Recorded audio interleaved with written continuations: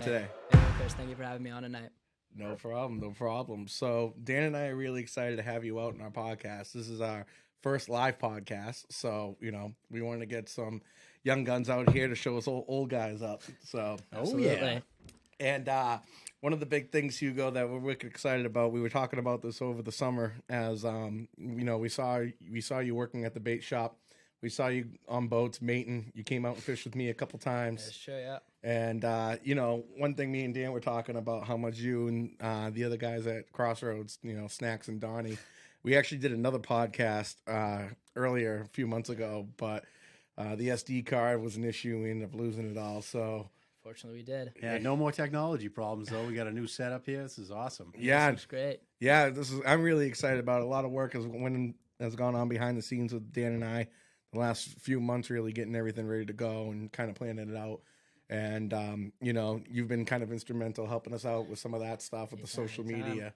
So we're happy to have you aboard. We got you out of school today. How old are you? I'm 17 years old, yeah. 17, man. Remember those days when we were young? Ooh, yeah. Well, I think that's the thing. It's just kind of always reminded me and my boys, like, Fallon and the crew that I run with, always growing up and fishing, doing dumb things, fishing at night and just having fun and learning the ropes. And kind of inspires me to keep going, watching you guys do it. Yeah, it's crazy to think that now I've spent more of my life outside of school age than I was in school, right? I graduated at 17. Now I'm 37, so it's 20 years out of school. I could have gone through it twice and be 3 years out of right? school. No kidding. You'd be in your second round of college, right? Yeah. One day you're going to be our age. We used to be skinny like you, too, and play sports and stuff and dress nice. So, So, Hugo, just, we want to talk about what kind of got you into fishing, because you kind of have a different background than someone like me who grew up with a family that always did it, and Dan, who grew up with a family. You were more freshwater and stuff growing up. Definitely. Your dad was a lake guy, right? Yep. Yeah, so... And then we did all our saltwater fishing together once I got a boat. Yep, exactly. And started going hard. So tell us a little bit, what brought you here? So, obviously, you guys wouldn't know this, but both my parents are from France. So they lived in Vichy, which is a small town right in the middle of France. So they rarely had access to, sort of any big bodies of water that we would have up here. And so they never did. They never fished, never spent time on boats. And they moved down here for a job opportunity my dad got. And, I mean, since I can remember, something about the ocean I've loved about it, and just going to the beach with my family. And I think the first real experience I got of fishing was surf casting, just because for me it was so accessible. I'd go to the beach with my family, and I'd see these guys on the beach hanging out with their kids too, these fathers, and they just have a big rod out in the water fishing, and I'd see them bringing small stripers, and I always wanted to do something. I thought I'd be the coolest kid in the world, this little kid fighting fish off the beach. So after, I got my first surf cast, it was in a yard sale. So you could only imagine me with this big 10-foot, probably 1950s surf caster. And the first reel was a little ugly stick GX2 freshwater reel. Yeah. With like some 10-pound, crappy trilene mono, neon green. And so here I would come in, I'd cross everyone's line. Oh, you were that kid. I was that kid. I mean, I was only 7 years old. I never taught how to fish. You were that young. I was very, very young. And from the sound of it, you really didn't have a coach going into it. You were just making it up as you go, right? I was just trying to figure out sort of how it worked. And I think, a lot of credit is obviously to YouTube now, because I had access to that at the time. But I think a lot of the older guys that I met fishing, sort of the people who've been fishing a while, were very, very understanding. Yeah. And nice about teaching me the ropes. Do you remember anybody in particular? Any shout outs that you can give? I mean, I know it was 10 years ago, but. I mean, I think a big shout out would be obviously my dad's friend, Graham. Yeah. Sure. He's a captain he's a sailing instructor down in Boston Harbor. Oh, neat. Yeah. So he got me my first rod, which was a little, what do you call it, like a travel rod. Yeah. But I think it's just the people I met on the beach, usually grandparents, who I'd spend just the day on the beach fishing with them, talking as my mom and my sister were just hanging out on the beach. And, they'd set up my rigs for me, give me a leader or a weight. And I slowly built up my arsenal with that. So building the arsenal's fun. Building the arsenal is fun. You're in a good position. You got a long way to go. Yeah, That's always great. So you got any memorable fish stories from that first summer of surf that casting? first summer, I remember the first fish I ever caught. I'm expecting my first fish to ever be, me sitting there waiting to watch that first bite, setting the hook, doing everything perfect. nothing like that. Yeah, it's always when you're not paying attention, all right? Here's 7-year-old me running around the beach, you know, in the water, laughing. Rod falls in the sand. I think probably 30 seconds went by without me realizing it. My mom, hey, by the way, your rod fell. Not expecting anything. Lift it up.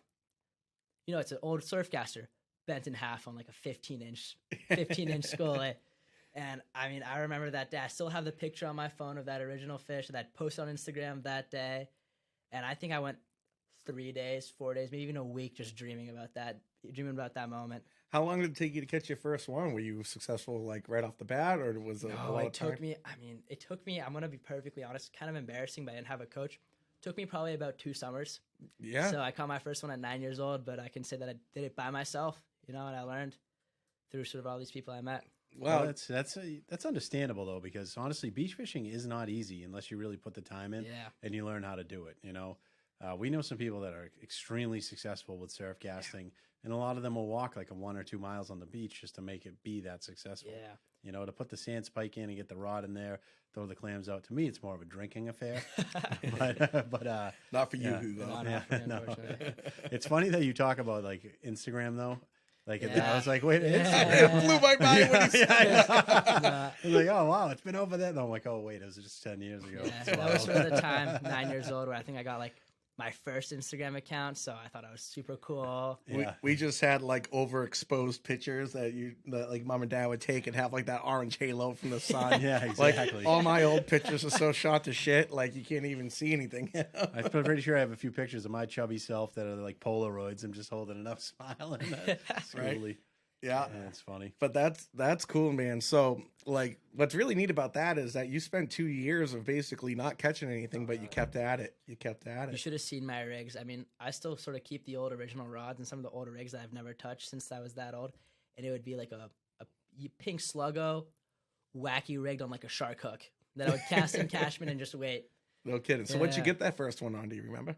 It was mackerel. Remember, it was a mackerel head, actually. Oh, a mackerel head. Because the guy I chartered for, mate for, yeah, Mark Doyle of Sundance, he would always make fun of me because sometimes I tell customers, hey, try the head, you never know. Yeah. Because that was, the first fish I ever caught was on a mackerel head. Yeah, absolutely. Oh, I'm an anti-head fisherman. See, there's a lot of people like that, but I'm the opposite, unfortunately, yeah. It depends what I'm doing. I'm gonna keep that one a little secret right now. Yeah, it's funny. If we're going to talk about fishing the head, we'll talk about fishing the head real quick. Talk about fishing the head. When you hooked it, do you remember how you hooked it? God, that was so long ago. No, because the rod fell. Yeah. It was with circle hooks, too. But like I remember, like, how'd you hook the bait? Did you hook it through the mouth, through the top of the head? Yeah.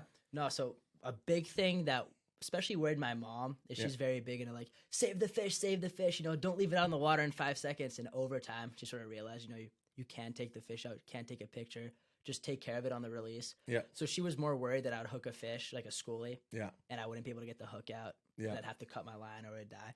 But thankfully, because of the circle hooks, somewhat hooked in the corner of the mouth. And the hook actually fell off as I went to pick it up. Right when you reeled it in? Yeah. Oh, no kidding. Right when I pulled it on the beach, I remember I just dragged it on the sand because I had no clue what I was doing. Yeah. And then the hook fell off. Unfortunately, that fish is now dead. No, I'm just kidding. What, 8 years now? 8 years. So yeah, he's probably 8 years. He's probably like a little slot fish, like high slot end after 8 years. You think so? Yeah, I think it's 7 years old when they start getting keeper size. Oh wow. Yeah. Okay. So you were 9, and you're 17 17 now. So 8 years. Yeah. 8 So years. one of my customers probably ate it or let it go. Whatever. Who knows? Which is actually kind of a great thing. Like lately, I'm going to be entering, my 11th year chartering, and the shift in attitude in terms of keeping them and letting them go has changed dramatically from when I first started too. Mm-hmm. And it's good because our fishery has been amazing. We had a great range of fish the last few years from, small ones, slot fish, and then the cows that are over the slot, you know, especially 45 plus inch fish.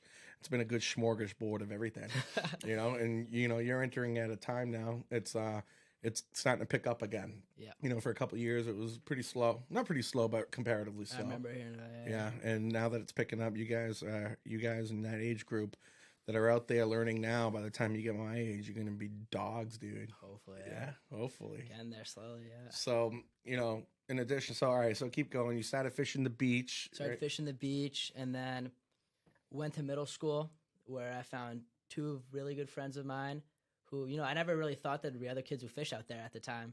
Just wasn't really common. And I found 2 kids who were obsessed with freshwater fishing. So I'd say that's when my freshwater fishing season started. You know, I started getting more into it. You know, I'd go spend my summers on the Artichoke Reservoir. And I mean, my summers, it'd be, you know, dropped off at 8 in the morning, get picked up at sunset, and it was every single day. Every single day. Oh man, remember those days just walking around the ponds? And I do, man. It reminds me of a time. I have a good friend, Crystal Page. Rest in peace, buddy. Him and I every single day would go out to Crystal Lake with Senkos, and then just go crazy catching bass. Yeah, it was awesome. Yeah, you weren't supposed to though, right? Oh, it was a permit. Crystal Lake had a permit back then too. Yep. Yeah. So, I mean, the Artichoke is kind of where I grew up fishing too. Yeah. Between the Artichoke and Newburyport and Millville Pond and Haverhill, that's where my dad used to take me, and pretty much every Saturday and Sunday from the time I was like 4 years old until we got our first boat. And kind of the same thing with you. My first striper, I caught down by Oldie's Flea Market. We were walking downtown Newburyport, and there was a woman and a guy catching schoolies off there, like just wailing on them. And I'm just like, what are these things? And my dad, because the striper decline was like in the 80s and 90s when he was younger, when he was like my age now. And he never really went striper fishing. It was bluefish. That's all they caught back then was bluefish.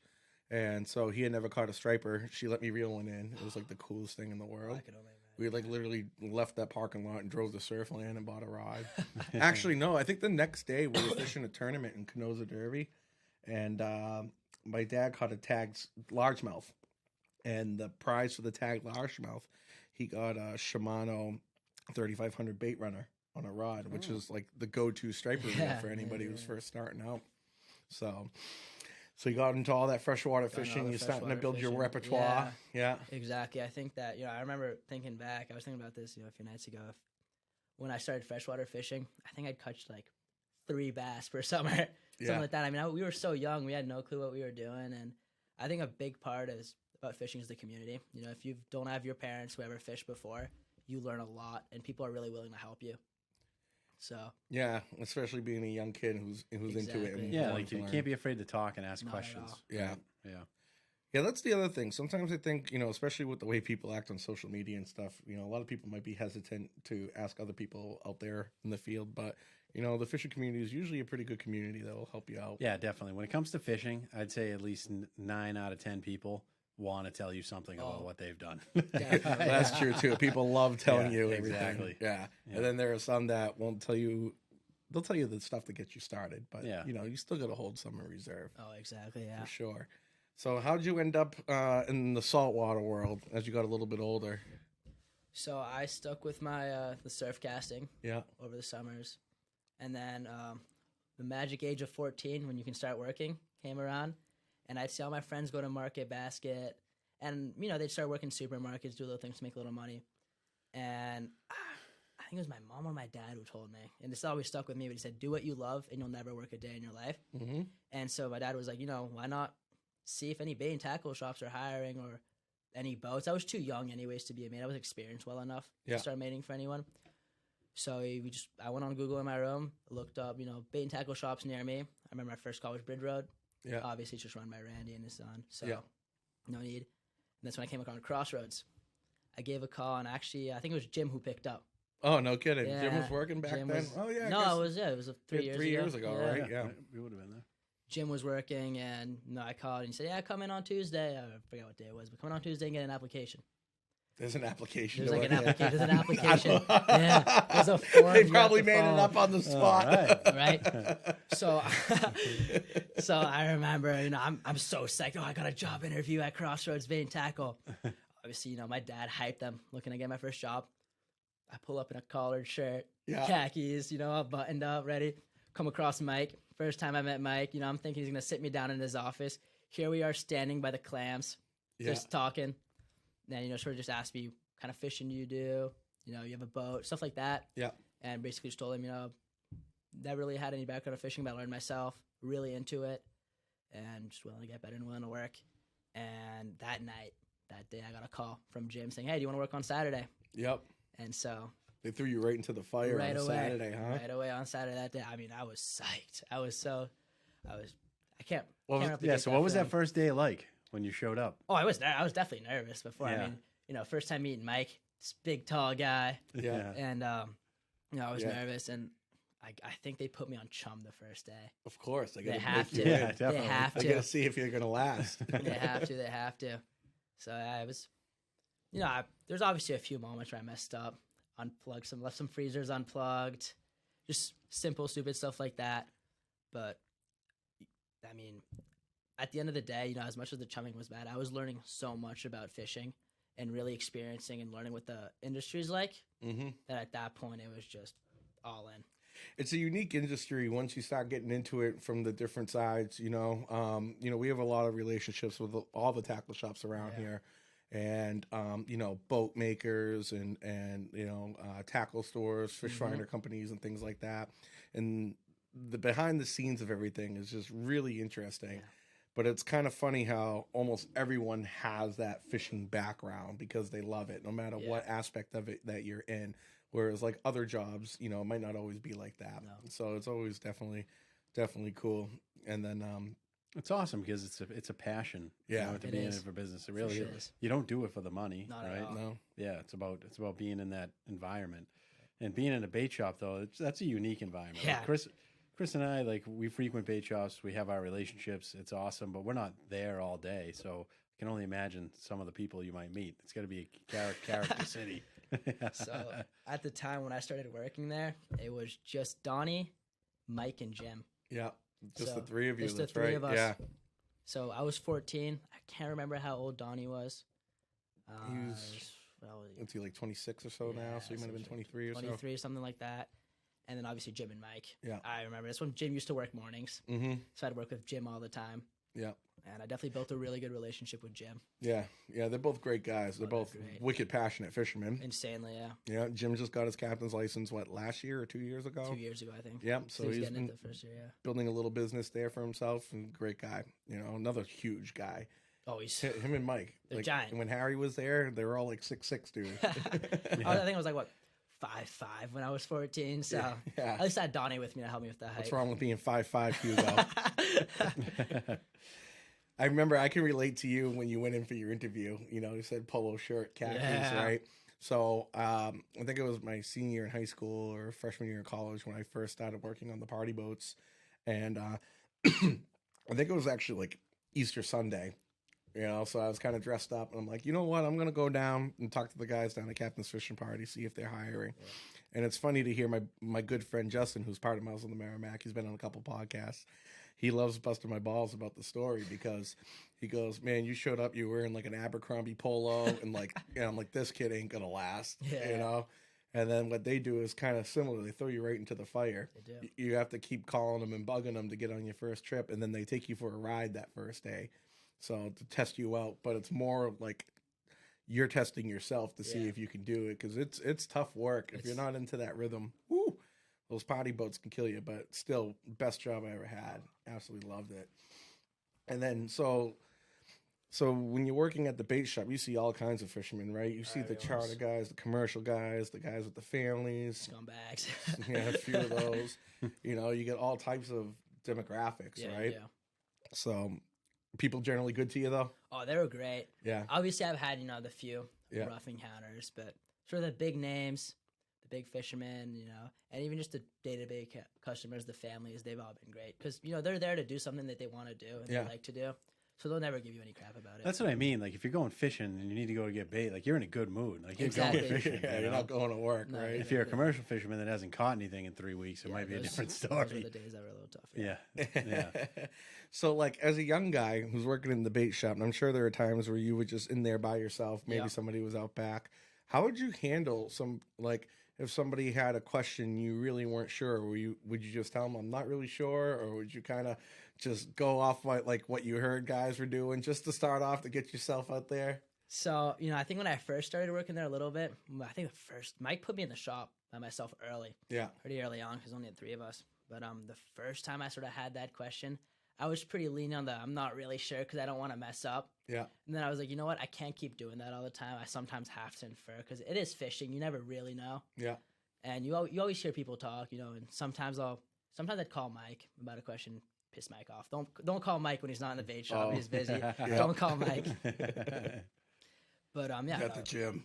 he's at the gym. Yeah, so sometimes that definitely would sort of infer things, and I think it always worked out because they never came back pissed off the next day if I was wrong.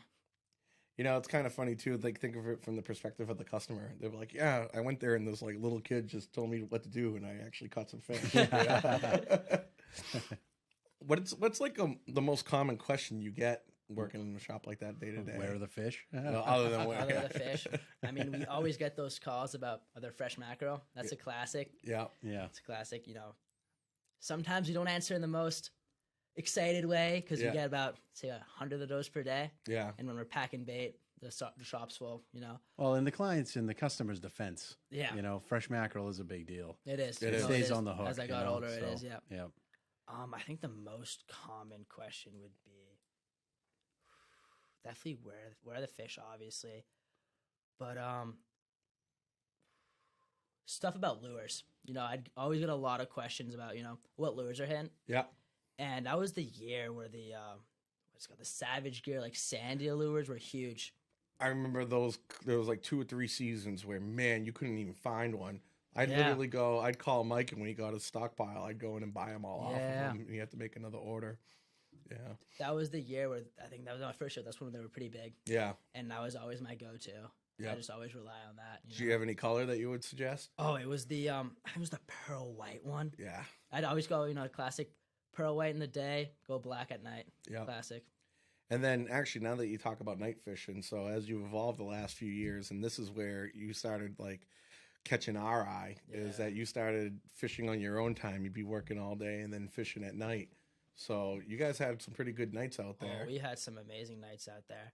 I think the first introduction I got into night fishing was when I first really got my real taste of seeing I never really knew about commercial fishing when I was there before, and I'd see all the commercial guys night fish. And at that time, I wasn't fishing to try and keep any fish. I just wanted to catch a big fish.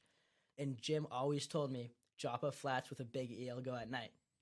I had this kayak. I still have it. It's an 8-foot old bay. Or Okay. Old Town, or I forgot. Old Town. Old Town, yeah. And not a fishing kayak. It's a sit-in. And I drilled a hole in the back, put a crappy rod holder in.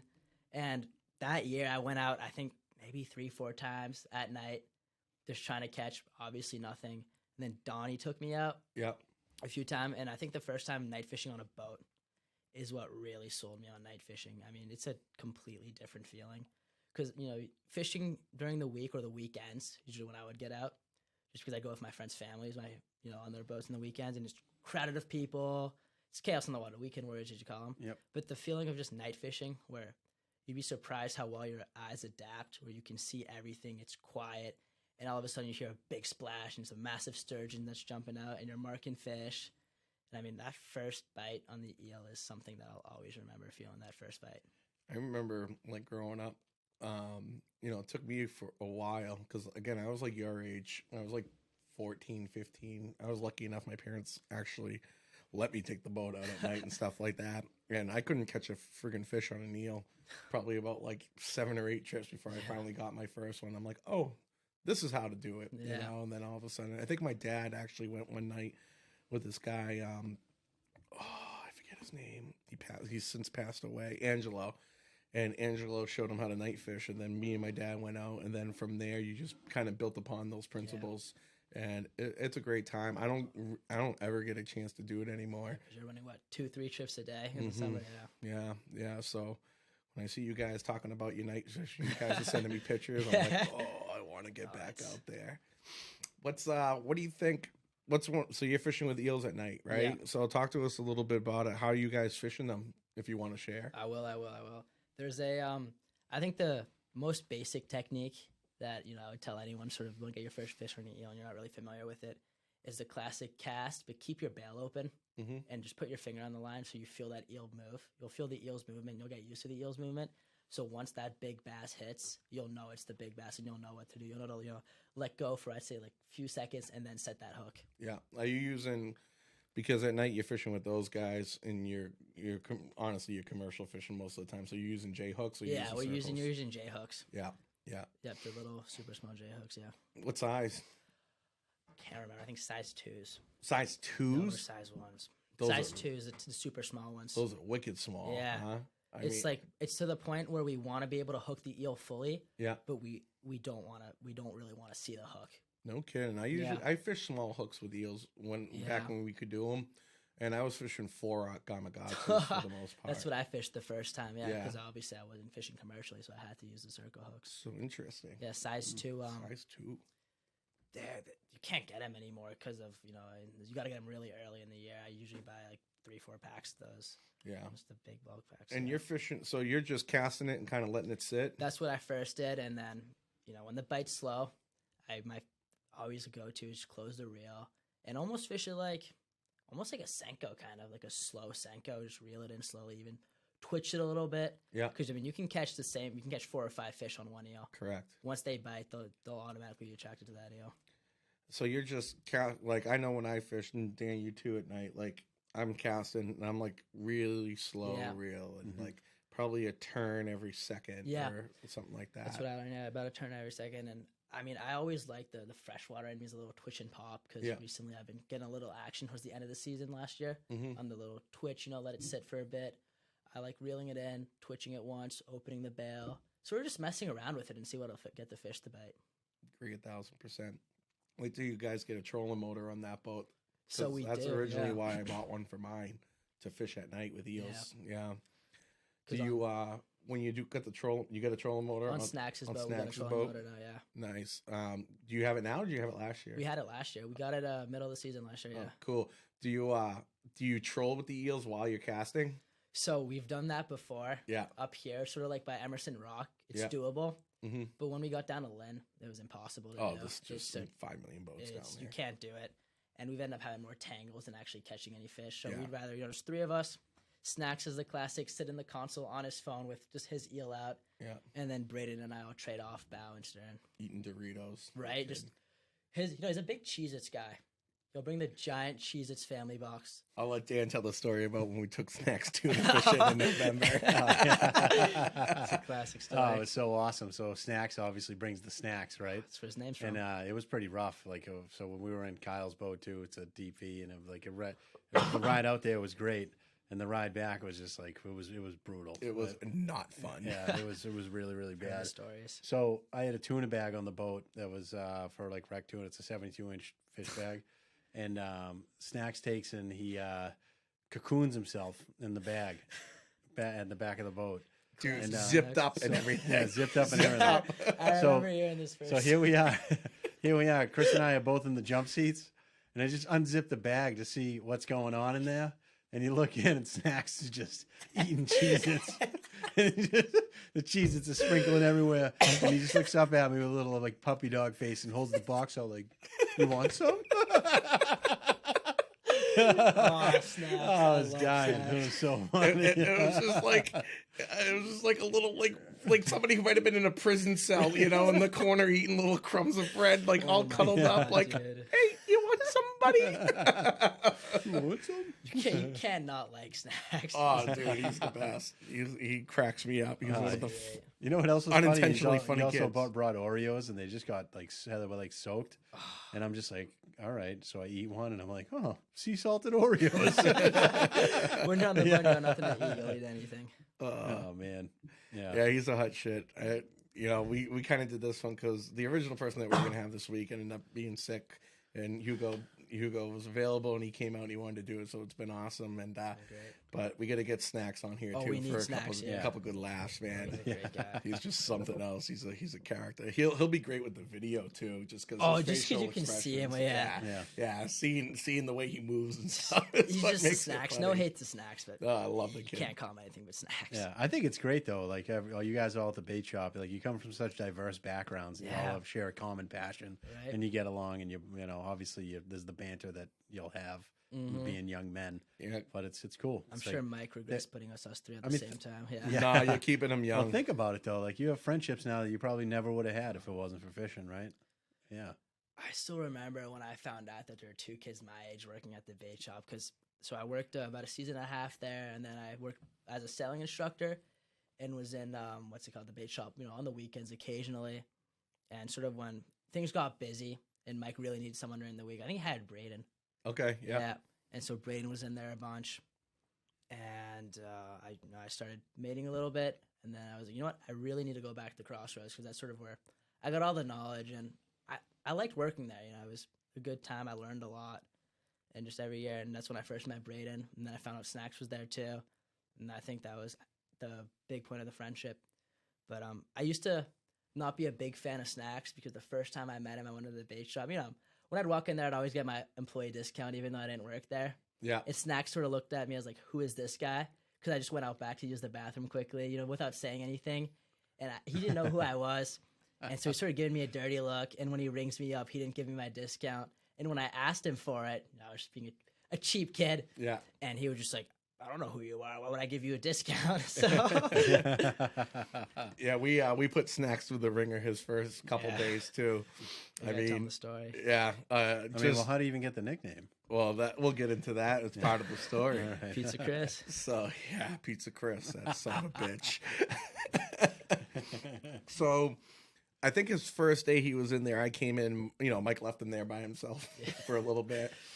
And, you know, Mike and I have some agreements and things like that. Yeah. You know what I mean? And I just kind of walk in and he's like, can I help you? I'm like, no. And I'm just grabbing things that I need, you know, go in the back, grab my chum, blah, blah, blah. And so whatever, I introduce myself and I'm like, oh, you're the new guy, blah, blah, blah, you know, get to know him a little bit. So then the next day, so next time it was, I don't know, beginning of June, and Father's Day was coming up. My mom wanted to get my dad some fishing stuff for Father's Day. So I'm like, all right, let's go here. I'll buy everything. Come with me, you know? So we're going through, I'm getting my dad like, you know, leader, swivels, hooks, like all the bare essentials. So he doesn't have to go and buy it and set it all up for him. And Snacks is like helping my mom out, and my mom's like Ron Swanson looking at him. She's like, I know more than you. I think she actually might have said that. Probably. Mary V's an animal. Wait, have you ever met my parents yet? I met your dad. I know your dad. You probably see. Yeah. We went on lunch one, yeah. Oh, that's right. We went out to lunch one day, right? And so my mom's a beast. My mom's a beast fisherwoman. Yeah. So Snacks rings us up. You know, I think we got like, I don't know, $150 worth of stuff. You know, all little tiny things, right? We get in the car and Mom's like, did you check the receipt? I think he screwed us. I'm like, no, Mom, this is about right. She's like, I don't know. And she wouldn't let it go. She's like, I'm going back in there. She went full Karen mode, right? Storm's in there with the bag. Snacks is sweating. He doesn't know what to do. And I'm just sitting there. I'm like, sorry, bud. And counting everything up. I'm like, and he was right. He got everything on the money. I'm like, yeah, see, I told you, man. You know? So I think he also had a pizza that just got delivered. And he goes, oh, do you want a slice? I'm like, you know what? I think I do. So I grabbed a slice of pizza. And then a week later or two, talked to Hugo, talking to him about Snacks. And he goes, oh, he's got a nickname for you. I'm like, oh, my nickname, huh? What's my nickname? Pizza Chris. Pizza Chris. So we're not going to let that slide, Dan. Never. Never. So I walked in there. I'm like, Pizza Chris, huh? I go, listen, buddy. You look like the type of kid whose mom packs some goldfish every day. I'm going to start calling you Snacks. And he loved it. He laughs and he goes, she does pack me goldfish. Oh, Snacks. And then when you talk about fishing with him, we're on the front with the phone, and then him going in the tuna bag, eating Cheez-Its. Oh my God, it's perfect. And it's stuck. Everybody calls him Snacks now. I don't even know his real name anymore. What is it, Owen? Owen, right? Yeah, I think we went a whole fishing trip. I didn't know his name. And then someone was like, hey, Owen. I'm like, who the fuck is Owen? Yeah. That's funny. So you guys went out, and you took his boat, right? And for the last year or two, Dad's boat, you guys were traveling around. You were fishing up here, fishing down Lynn, going up north, right? That's a fun experience. I think it's something I never would have been able to do for a while if I hadn't met Snacks and Braden. Yeah, for sure. I was very surprised when Snacks' dad was no problem, go tow my boat to Lynn and, go to Boston Harbor with it and have fun catching bass. I was so surprised. It's the next boat he has. Yeah, it's a Key West, right? Yeah, brand new, Yeah. Well, speaking of new boats. It's been a dream come true, and I can't thank Chris enough for all the help, but proud to say that I now have a 2001 21-foot Key West. Sea Hunt. Oh, shit. Oh, I sold. We got to edit that out. Nope. The only thing I don't even know. Try that again. Yeah. So, yeah. so you have a new toy coming in. What do you I got? do have a new toy. It's a dream come true. You know, like I said, I can't thank Chris enough for all the help and all the knowledge. And proud to say that now on a 21-foot sea hunt. Nice. Oh, it's Yeah, we went down, Dan, and we went down to Rhode Island last weekend and checked it out. And, I think you got a sweet little boat. oh, I mean, I can't complain. It was in a lot better condition too than we thought. For 2001, that thing looked brand new. It was perfect. I mean, from looking for a type of boat, finding out what we wanted, and mix of a family and a fishing boat. I think there was no better option for our budget. Yeah. Yeah. Does it have forward seating? It does. It does. It does. Yeah. Yeah. So it's actually, Dan, the exact same, not the exact same boat, but the exact same model as my first boat. Oh, gotcha. Okay. So when he showed me, he's been looking at boats since October or so. We Yeah, it's started been a few talking months about now. it. Yeah.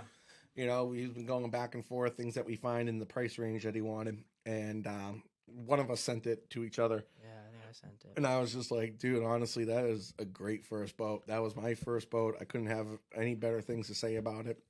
I chartered for a year with it. I had it for 2, and then kind of just outgrew it as a charter business. But for what you guys gonna do with the family and everything, man, you knocked it out of the park. You're gonna love it. Yeah. You're gonna learn a lot on it. I'm really looking forward to it. I mean, it's like I said, it's been a dream come true.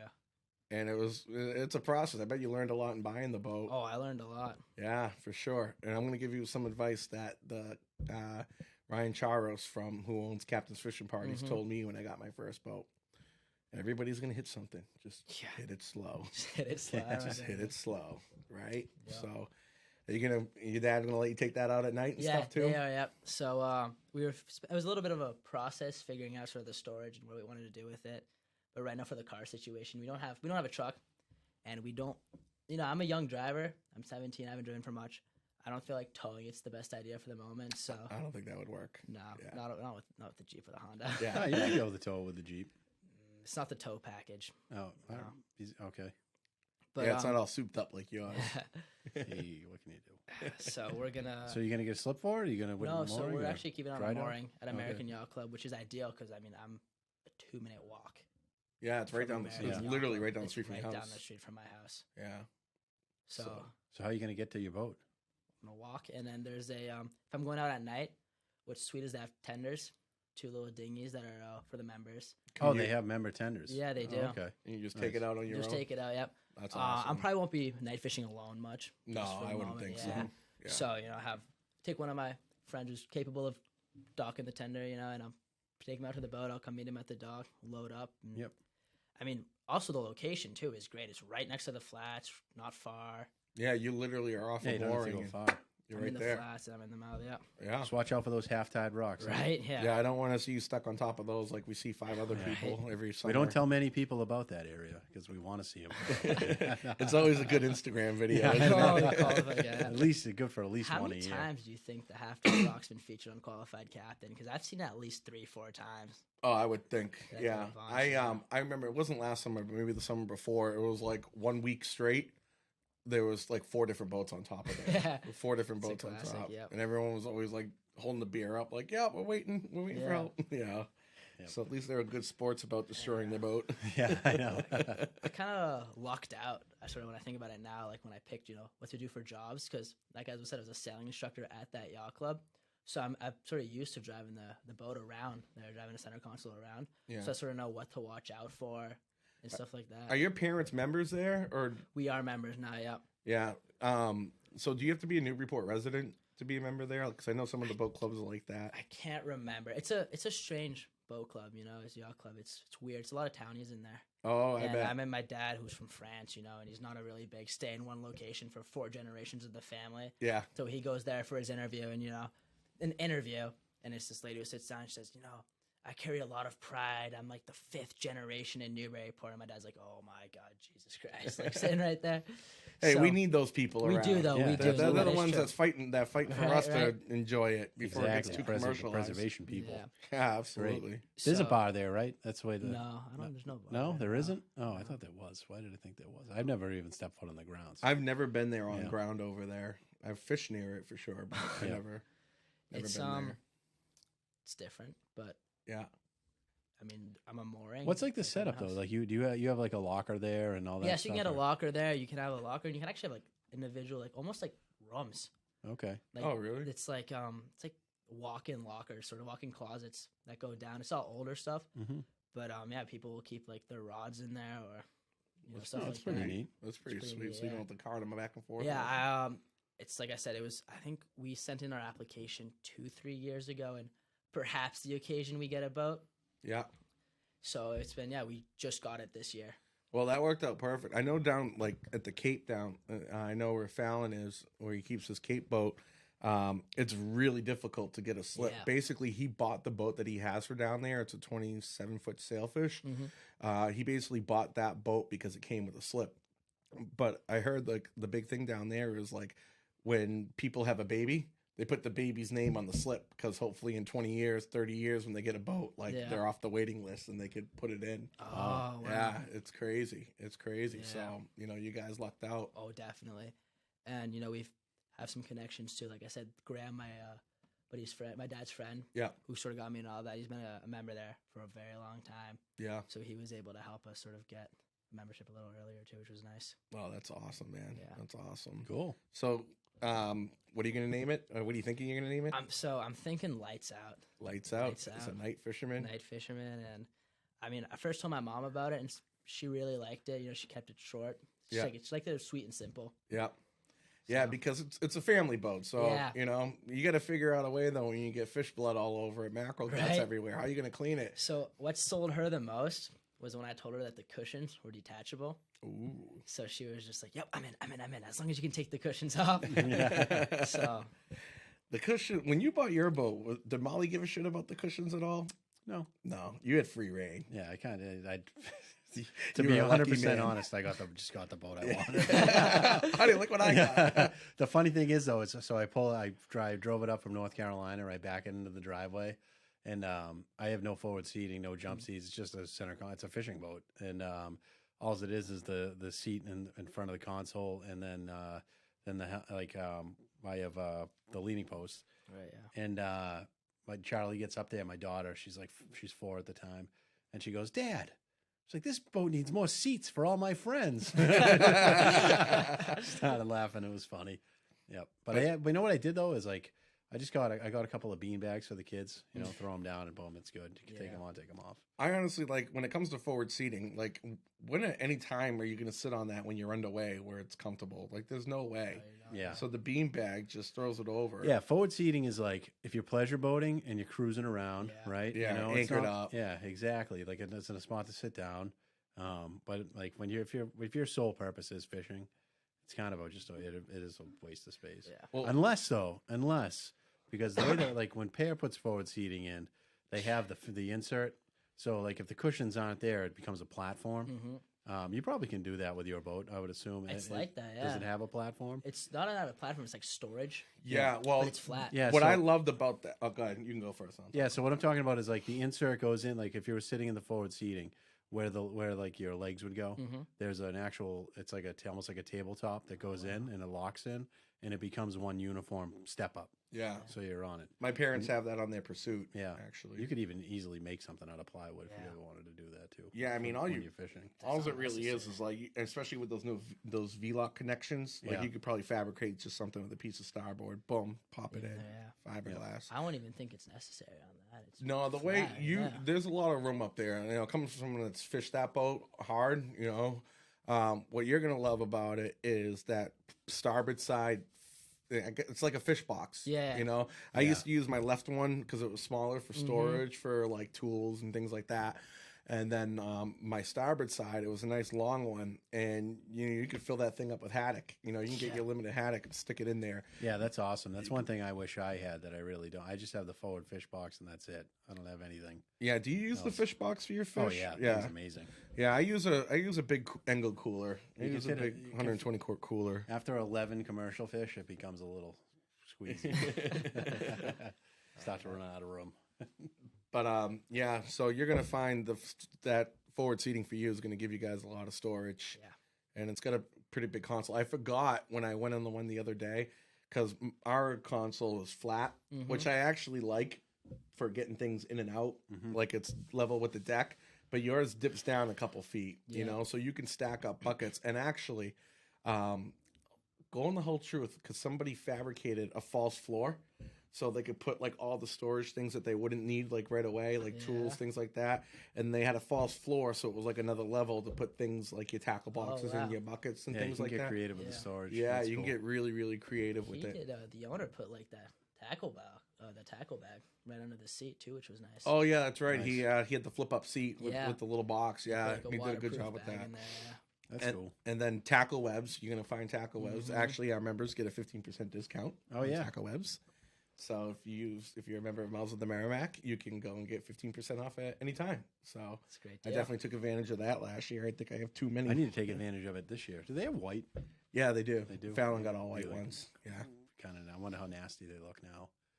On Fallon's boat, well, Fallon used to be the biggest neat freak in the world about everything. Yeah. And I think once he started really picking up on the charters for Manilyn for us the last couple of years, he's running the trip he's running trips 5 to 9, and then he has to get to work by 10. So I think it just gets a quick rinse down nowadays. But that's the beautiful part about an older Parker. But Hugo, that's exciting, man. New boat. It's going to be an awesome season. Now the worst part is going to be waiting to put it in the water, right? You have to look at it, play with it, sit in it, do all that. We have some stuff to do. I got to redo the bottom paint, and where we fish up here, it's definitely going to need trim tabs. So keep myself busy with that. There you go. Yeah. Nice. What's it powered with? 115 Yamaha. All right. So yeah, I think should scoot. I had a 150 on mine, but the engine was too heavy, and it was something when I looked at that boat, the one you showed me with the 115. I was like, is it underpowered? I'm like, no, my boat when I had that 150, it giddied up pretty good, but it was the owner before me. It was designed for a 2-stroke, and they put a 150 Honda 4-stroke on it. Yeah. And 4-strokes are a lot heavier. Obviously, yeah. And what was happening, it sucked because I couldn't clean the boat. Whenever I rinsed the boat down, the water wouldn't drain because the scuppers sat too low in the water. So, like, I'd always have like an inch of water in the back of my transom when I was trying to clean it. So I never could get the boat in the corner super, super clean. It drove me absolutely nuts. So the fact that you have a smaller 115, and the guy who sold it to you, he actually said he cruises with 3 or 4 guys at around like 27, 28 miles an hour. Tops out around 40, dude. That's all you need to go. That's perfect. I'm not racing. I'm going to be fishing off it. So yeah, that's like what my boat does. Yeah. Yeah, mine too. With the full crew. Go 45 on a good day. Yeah. I hit 49, I think was the top end on mine one day. That was pretty cool. That's sick, yeah, but like, I don't know. I don't need to go that fast. You don't. Yeah, no, you definitely and don't. And perfect boat for that too. It's a light boat and you're going to sip fuel. Like you'll go striper fishing and probably burn 4 gallons. Yeah, the only time I really need to go that fast is when I tell my wife I'm going to be home by 10 a.m. and it's like 12:30 and I should have been home 2.5 hours ago. And I'm still 13 miles away from the dock. You haven't learned the trick yet though, Dan. Oh, I'll be home at 3. So that way anytime you come home early. Yeah, Chris, I do know that trick, but I'll say I'll be home at 3 and then I'll be home at 5:30. Like I know how it goes. That's true. I say I'll be home at 3 thinking I'm going to be home at noon, and the next thing you know, the sun's going down. Like, well, they actually have until 3, so. So yeah, you got to get all the safety gear, all the mechanical stuff, and then the fishing stuff, So, actually, Hugo helped me out getting my basement squared away this year because it was a disaster. Fishing basement. So, all the stuff that people weren't buying out the flea market off of me, I gave it to Hugo for his help. So you got a nice little I have situation going. I think I have 2 55-gallon tote boxes full right now, and I still have a bunch of stuff on the side too. Yeah, there you go. Got a bunch of lures to try out. So bunch of lures, rods, reels, stuff for your guests. Yeah. I met your dad last week on the ride down there. You think he's going to get into the fishing bug with you? You know what? As much as he, he's not a fan of it, I guarantee it. He's going to love it. Yeah. I think he's going to love it. I think he's your first charter. I think you gotta put him on a bite and tell him what it's about. Take him mackerel fishing for sure. I think even that'll just get him pumped up, and then once he catches his first bass, he'll be psyched. Would he eat the mackerel? No. He's not like that. He would not. He's a lot of the Europeans eat them. A lot of the Europeans eat mackerel. He's a big seafood guy after our Portuguese restaurant experience. I can't believe that was my first Portuguese restaurant I ever went to. Down really? There. Yeah, it was awesome. What'd you get? Some sort of steak with some sauce on it. Oh, yeah, okay. I don't know. I really don't know. It was all in Portuguese. So like I asked the lady number 1 and number 2. She said, "Oh, number 1." I'm like, all right, let's do it. All right, Hugo's back from blowing his nose. It's cold out. It's New England, Yeah, right. It's that time of year. Everyone, Dan's just coming off being sick. I'm just coming off being sick. One of the guests we were supposed to have this week was sick. So, yeah, hopefully people are taking care of themselves out there, but it seems to be kind of crazy. But anyways, back to it. So speaking of crazy, got any good fishing stories? I know there's at least one. I know one where we were together. So I don't know. Do you want to go and tell it? I think that one really like sort of built what we have now. Is that was the first time we fished together. That was the first time we fished. Eighth grade graduation. I saw you at the middle school. Yeah, your sister's graduation when I was teaching there. Yeah. Fun fact: Chris actually used to be my sister's math teacher. No, you did. I had him. I had her. Yep. I didn't have you though. Unfortunately, I think we would have talked more fishing than math, anyways. Well, I think when you were in 6th grade, was it Spadano? Mr. Spadano? No, it was Reynolds that introduced me. Oh, it was Reynolds. You, so you were in 7th grade. Yeah. Mr. Reynolds, who's a Newburyport guy, who is a fisherman, surfer, great dude, recently retired, enjoying life. Oh, yeah. He brought you up to my room to introduce me to you. And I think for the next 2 years, whenever we saw each other in the hallway, we just talked about fishing. Exactly. Yeah. And unfortunately, they must have knew not to put you in my class. You would have never gotten anything done. Someone said something. So, I think it was your sister's graduation. You came to see it and then finish your story. Yeah, so I still remember this day vividly because you'll find out soon. It's a pretty memorable day. I'm driving. I see Chris talking fishing with Chris, and I just talking about sort of summer, where I was working because I've seen you at the bait shop a few times, and you just asked me, hey, you want to go mackerel fishing? I got a charter the next morning. Sure, yeah, I'll go. At same time, I'd jump on any opportunity to get on the water. Shake for some mackerel. We found a school of pogies.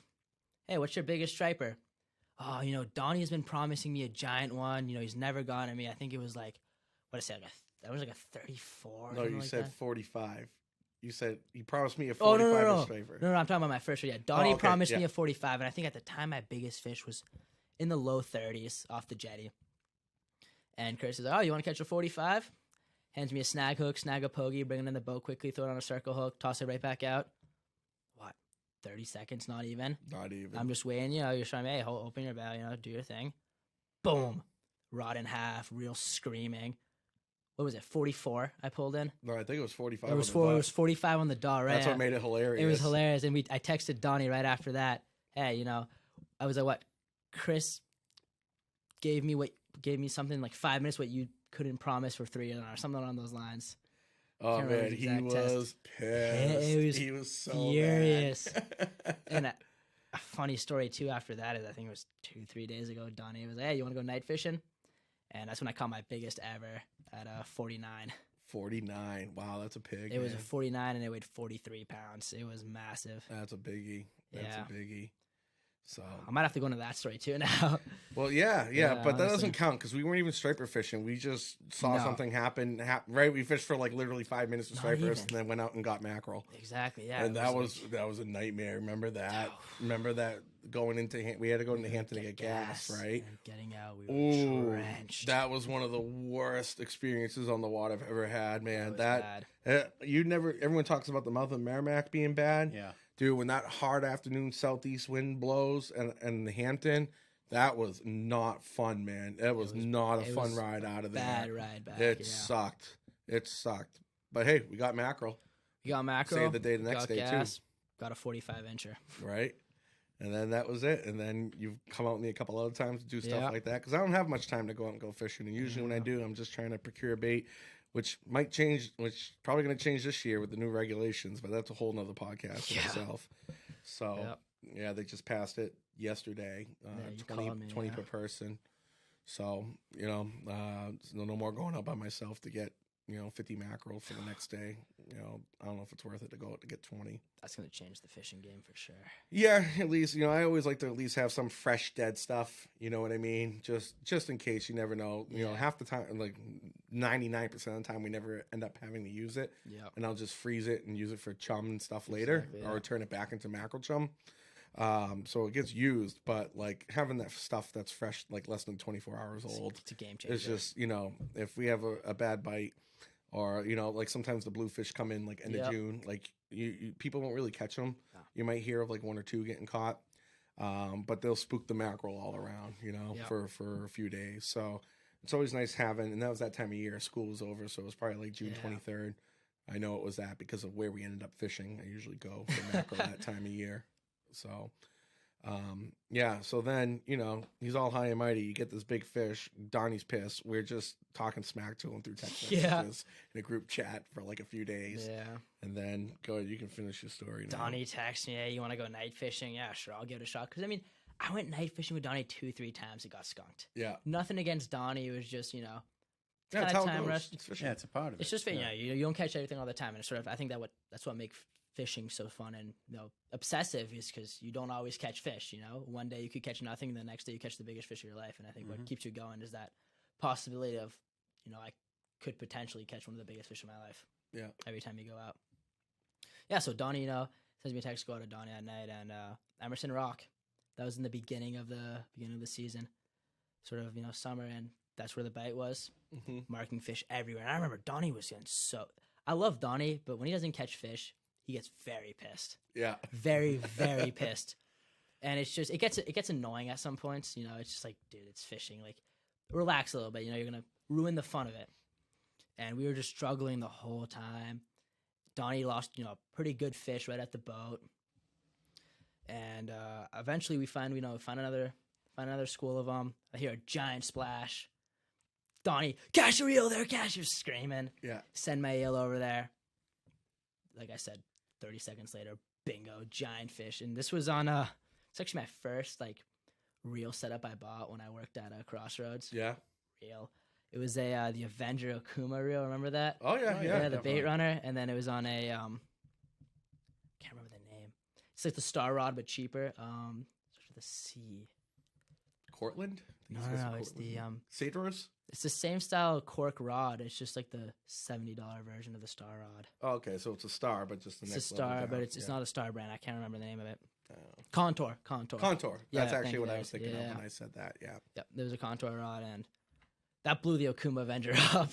Oh, I bet. It blew it up. I mean, I just remember watching the bail just start bending as my drag's screaming, and can't lock the drag in place.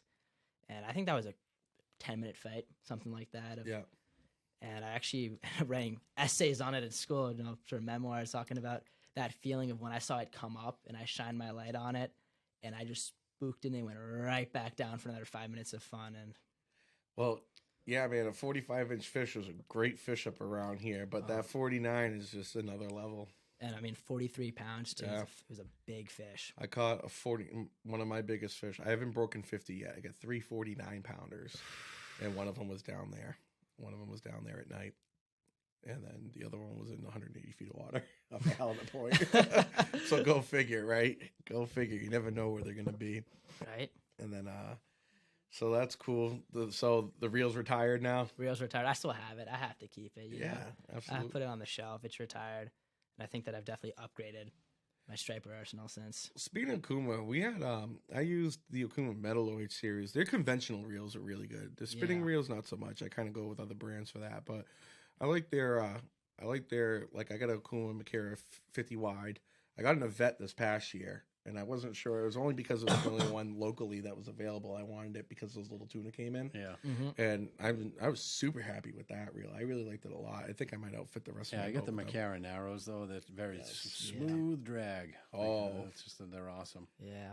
Yeah, and it's just, I know. I think I'd probably go Makara over the Yvette. Yeah, the Big Narrows game, are I great think. because you can fight them stand up without a belt, or and the rod doesn't rock, Yeah. so you can just use the Dick Saver.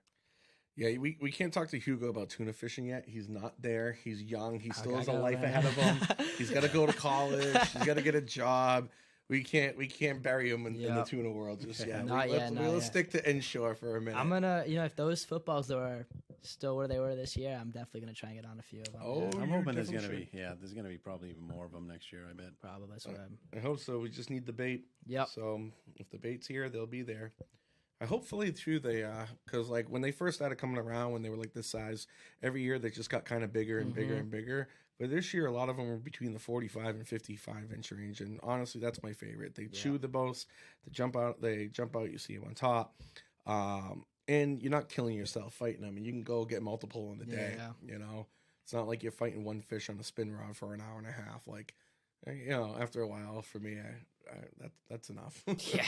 That's enough. So, yeah, but if that does happen, Hugo, I'm just letting you know, like, just brace yourself. it's going to be tough. It's a tough addiction. Yeah. It's ruined lives. I believe it. I could say bass fishing's almost done the same for me. Yeah, you still have to go to college. So, Yeah. yeah. Luckily, though. But look how you're building the foundation, working at the tackle shop, Right. you know, fishing with your buddies at night, getting a boat young, you know, learning the ropes of it. You're 17, 2 years, you can charter, you know, and you can start making, that'll be your summer job. That's what we've been thinking about, yeah. Yeah. So, you know, you could be the third boat on Mandolin Charters maybe, if you're good enough. It's looking promising, yeah. If you're good enough. We'll see how the sea on is. We'll see how Lights Out is doing. Yeah. So it'd be cool to do night charters. Some of the rules are weird with it though, I believe. Yeah, you got to be careful. But I know there's a lot of people, that that want to night fish, Mm-hmm. and they have boats, but they don't feel comfortable taking their boat at night doing it. Yeah, So absolutely. there's a lot of people who would be willing to do it. I can't do it because one night trip takes away my 2-day trips. Exactly, It doesn't yeah. make sense for me to do it, you know, business Hey, wise. got a third boat, maybe. But a third boat, you know, absolutely. We're there. Mike and I fished pretty much every day last summer. Yeah. So, yep. And then, but it's just really exciting to see a young guy like yourself and Appreciate it. your buddies, Snacks and Donnie and Braden, you know, working together and trying to figure it out, causing some ruckus while you're out there. Yeah. But, you know, having a good little time fun, yeah. and learning a lot of cool stuff. So, Yeah. is there anything else you want to talk about? Well, we got you here. You know, I think maybe sort of like when you're young, you know, I was obviously like a little intimidated by fishing at first because obviously I only saw older people doing it. Mm-hmm. And you might not think that there are young kids doing it too. But as time went on, there's a lot of young kids who sort of want to do something like that. And especially now with sort of the change and like with college, you know, how colleges are so expensive, stuff like that, you know, more people are willing to open up and sort of chase what they want to do instead of what, you know, they feel like they have to do. So I think that. So you think you're seeing a lot more people like in your situation? I think young so. Kids? I think we're going to see more young kids get into fishing. I know there's a few kids from my school, younger freshmen, 14-year-olds who love it. Yeah. And I'm doing everything I can in my power to get them to stick with it. And that's what it's about, dude. It's Yeah. building the community, building the love for it. So, all right. So listen, Hugo, thank you very much for coming. Oh, thank you for having me tonight. All right, awesome. This is our first video podcast, Right. so I'm really excited to get it edited out.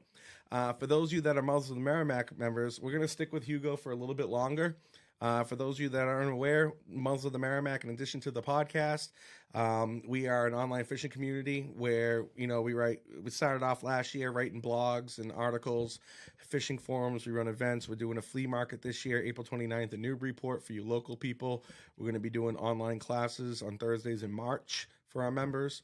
Check out mouthsofthemerrimack.com and see what we're about. And if you want to become a member, you're going to get some more things, like we're going to stick around with Hugo and Dan and I, and we're going to discuss boat buying.